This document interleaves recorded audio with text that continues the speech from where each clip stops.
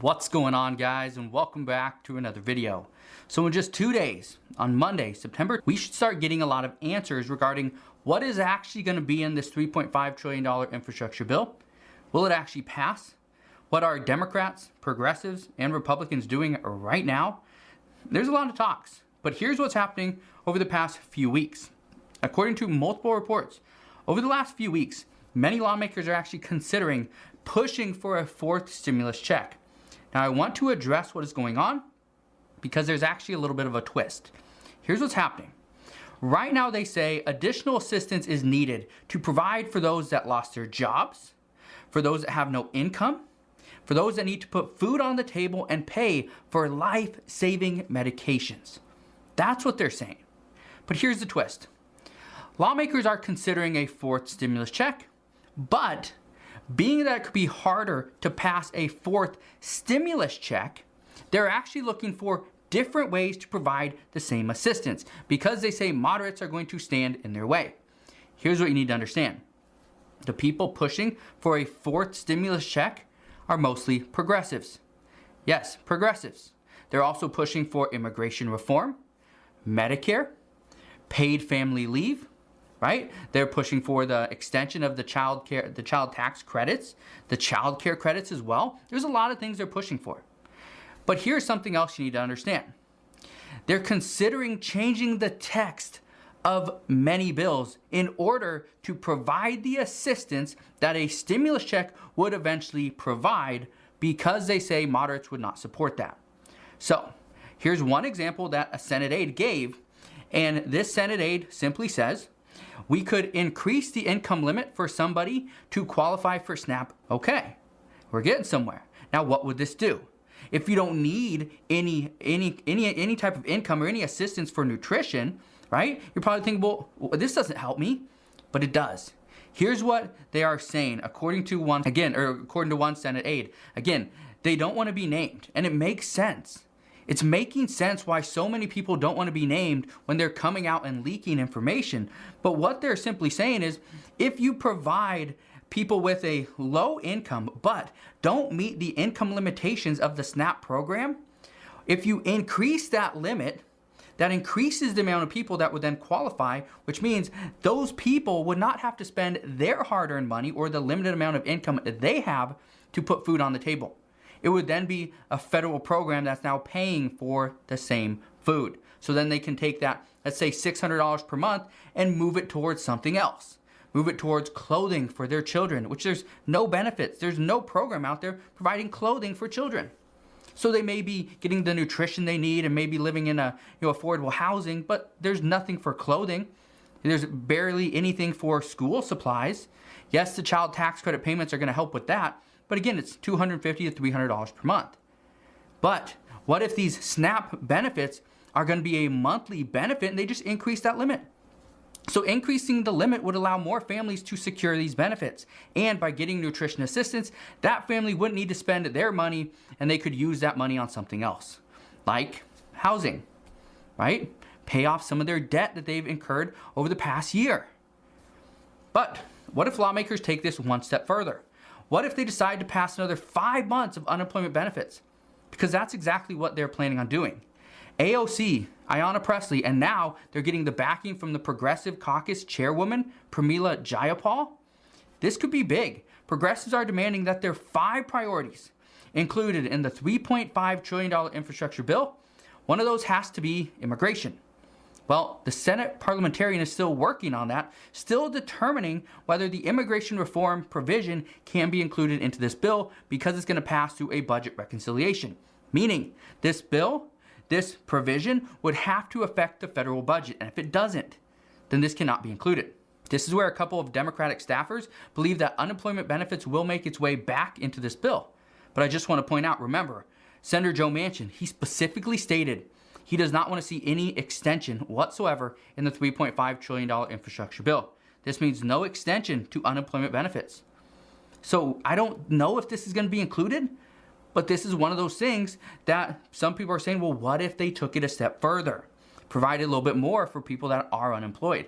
And I addressed this earlier, that about 10 million people lost anywhere between $300 to $600 per week $1,200 to $2,400 per month in income simply because of the $300 per week boost was simply eliminated, and self-employed gig workers and freelancers, they got cut off of state unemployment benefits as well. Over 8 million people just from the self-employed gig workers and freelancers lost their state benefits plus the $300 per week. Again, it's a troubling situation to be in. But Pramila Jayapal, the progressive chairwoman, she actually had this to say this morning, and I quote, "The pandemic isn't over, and relief for families to withstand it shouldn't be either. I'm pushing in Congress to reinstate these critical benefits, and I won't stop fighting." And then she tagged, or pretty much put a link to the talks of unemployment benefits through the Seattle Times. I don't know if she's going to push for all benefits. Okay, she says, I'm pushing in Congress to reinstate these critical benefits. I don't think she's pushing in everything, all stimulus, all pandemic-related stimulus. I think the main thing is she's pushing for the unemployment benefits. But again, it's because it's easier to get these things passed than to pass a stimulus check when, according to some reports, many people, millions and millions of Americans, didn't need that money and used that money to put it into the stock market.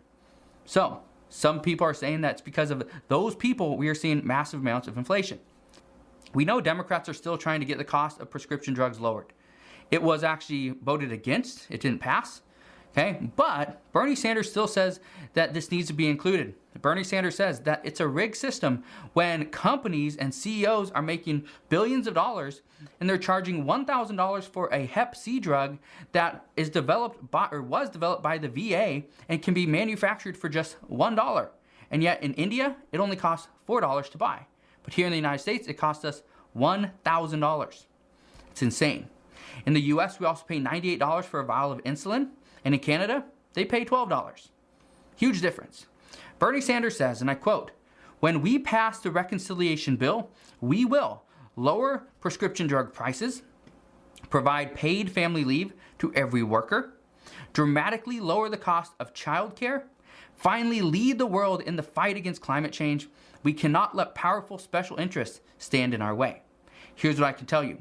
They are still pushing to lower prescription drug prices. As far as providing paid family leave to every worker, that is one of the things that they want to do. Many countries have this already instated. The countries are already doing this. I think we're like 1 out of 10 or 12 countries that don't have paid family leave. Now, there will be certain stipulations here. It won't just be for everybody. However, according to a report yesterday, they're going to include this for self-employed individuals. Now, this is going to be for certain people if you are having a child, right? There's a medical emergency, that's paid family leave. If you have to, as far as, obviously that's included there, but as far as anybody that has a child, if you have somebody that is sick, I believe you can come and take care of them. Anyone's elderly, or if somebody has, you can actually take time off of work and do that as well. So we don't know all the details here, but as I do learn a little bit more, I promise I will fill you in on those. As to dramatically lower the cost of childcare, what we know is that right now, that the way it's written is you will not spend more than 7% of your income. 7% of your income would go towards childcare. We also know there will be a childcare tax credit included. It will be for $4,000 per year per child, but you can only do this not once, but twice. 2 children. 2 children max, meaning you can get an $8,000 childcare tax credit. The purpose behind this is to get more parents back to work and entice them to go back to work, meaning, hey, you're going to get this child care tax credit. You will not have to pay, too much of your income, and then you'll get a lot of it back. So you might as well go and use it, which means you'll have more time to go and get a job. So it should help out the economy as a whole.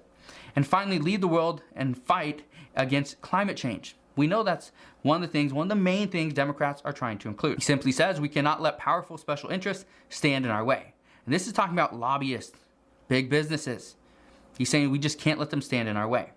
And one report late last night indicated that progressives are more than happy to block that $1.2 trillion bipartisan infrastructure bill if the $3.5 trillion human infrastructure bill is not passed before then. They say that this time it is about the people and investing into them, not about propping up big businesses.